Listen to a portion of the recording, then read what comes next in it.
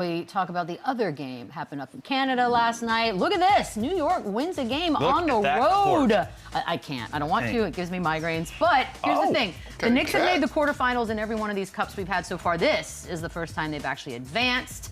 Chandler, what do you think? What'd you see last night? First of all, can we talk about the NBA Cup? It's awesome. Like, these crowds are great. The intensity is great. You hear Eric Spoelstra, a legendary Hall of Fame coach, talking about, all right, this is what we got to do to get to Vegas in the middle of a timeout in early December. It is awesome. So is it the Vegas? I think it partly is Vegas. I think Vegas in December is a nice little treat for the teams. But listen, these atmospheres are great, and this is a huge experience situation that most teams don't get. Like, the Knicks get to go on the road in like a survive and advance situation with a playoff atmosphere, and they handle business. Jalen Brunson went absolutely bananas in the first half, but I think this is great experience that the Knicks exactly what they need to, again, a survive and advance in the regular season, and they went on the road and they handled it, and they played really, really well. So they made a statement, and I'm really looking forward to New York, Orlando, and Vegas. It's also their fourth win on the road. Like, I feel like that whole winning on the road thing was sort of starting to be a little bit of a narrative that nobody wanted to talk about, and so that's kind of a big deal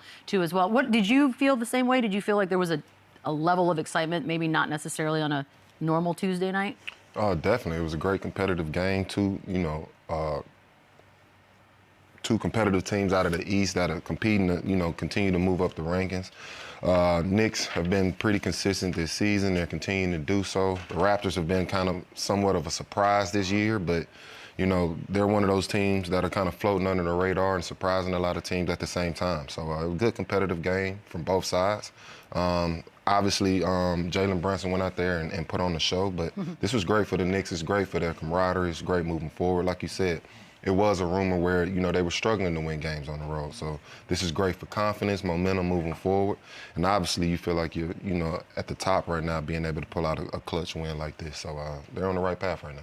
Let's pick the brains of the players real quick. So Lou, you're up first. So this is how this sort of breaks down. The win last night against Toronto now puts the Knicks in a situation where you add basically a 10-day road trip to your schedule. So if you make the finals, if they go on to beat the Magic, they go from Toronto to Vegas, then they go to Indy, then they go home to play Philly next Friday. So as a player, first of all, are you even thinking about that? You look ahead and go, ooh, I don't know if I like that. Yeah, somewhat you do. And it's kind of confusing, right? Like, you're still trying to iron out everything that comes with Vegas, that comes with the NBA Cup. It's a relatively new experience for a lot of these guys. And so I know that they're getting to the point where you're starting to micromanage the schedule and the challenges that it brings. But the reality of it is nobody's going to be able to duck it. There's always going to be adversity in your schedule. There's always going to be adversity in the season.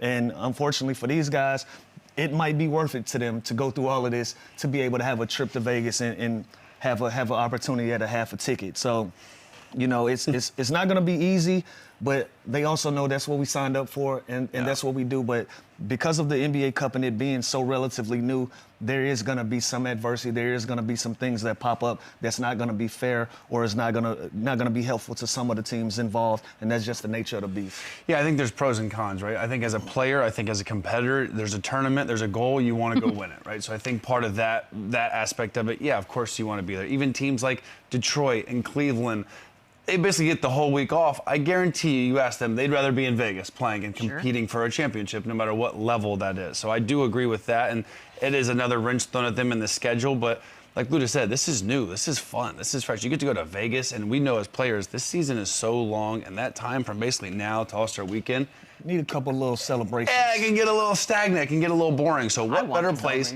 in the world than Las Vegas to go there and be able to compete again? And you put a championship in front of us and we get to go play against, a nice little rival that's forming with Orlando and New York too. Like, it's fun, it's meaningful, and the fact that they have this experience going into the playoffs is going to do wonders for these teams that get a chance to do this. You know what? One more little small thing. Imagine being a team that you're catching a rhythm and you're flowing, and then you take that week off. That can be just as detrimental. Like, some teams, they need that week off to get healthy, but some teams, if you allow them a week off and kind of take your foot off the pedal, that's fair. That can be harmful as well. So, again, depending on the team and the scenario, what it is for your individual group, it could be helpful, it could be harmful. It's a good point. Like the MLB playoffs. I was just gonna say, World you see, Series, what? The teams the number one seeds, they don't play Yeah. for weeks, and then they go and they just get blasted by the team that's just hot and with all the momentum. It's a thing. It's a scary time for them. So I'd rather be in Vegas, 1,000%. Okay, true serum. Would you rather be in Vegas or have a week off? Man, I see it from both sides, and obviously when it comes to staying in rhythm, keeping that chemistry going, obviously you want to be able to play, you want to have a chance to win and carry this momentum over. But like they said, also that rest. I mean, we've all had the experience of coming back from an off day and feeling like complete crap the next day on the court. Take like a week off. So Yeah. imagine taking a week off in the middle of the season, after performing, and that feeling is there. So I can see it from both sides. It can benefit you and harm you at the same time. Like Lou said, I think it just depends on the group, the team. But I can see it from both sides, so I'm not mad at it. What day would they get there? They play Saturday? They get there Thursday or Friday, you think? Like if they get... Depending on where they are. Tomorrow. Yeah, depending on where they are. If they get there Like, I Thursday, want- are they doing something in Vegas? Like going out, doing Listen, something? one or thing is for sure. You have to, right? Guys are gonna find a way to get off whatever they're trying to To get read off. and yeah, stuff. I get not the night before a game, ain't but if even I'm there about Thursday, Vegas. I'm doing that's something. why I would go Thursday. Like, hey guys, go have a little fun and then Enjoy it. You earned boom, it. You're here. business. Exactly. Otherwise, also, if you're a really good coach, have a conversation with your team. Hey, fellas, we still here on a mission, and no matter what, after this first Saturday game, we have to stay over.